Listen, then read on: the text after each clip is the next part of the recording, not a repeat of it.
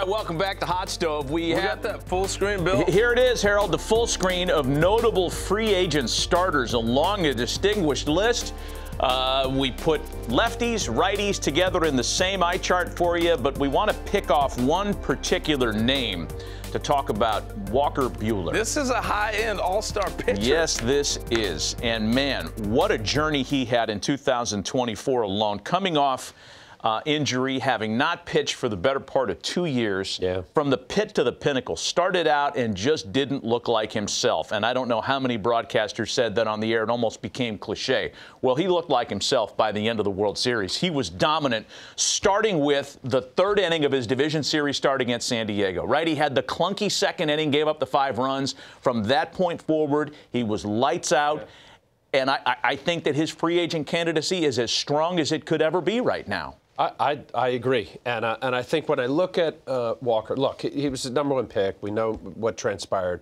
He is a two-Tommy John guy, as you just mentioned too, Manny. He missed all of 23. I mean, if you look back, you have to go back to 21 where he actually had a full season, 33 starts. I've always loved this guy. There is absolute gunslinger aspect look about him. Just pure mound presence says, I'm an ace, I'm going to come at you, I'm going to rip your throat out. It has been a health issue. But I think what's different, and watching the World Series, and yes, you're right, he went through the Mets, he was great, and certainly what he did here in the World Series and then finishing out in Game 5 and everybody's jumping on him. I thought it was a bit coincidental with a guy that they knew that this is what they thought he was going to be, and then the roadblocks with all of the injuries. Yeah. But when you do have to go back, I mean, if you look at it, this year, 16 starts. He spent a fair amount of time in Oklahoma City, their AAA. Right. And he got to hit around a little bit. So what I saw, guys get stuck in who they are. And I think if I were to look at him a little closer, and I just love the pedigree and who he is and the Bulldog, he started throwing more two-seamers.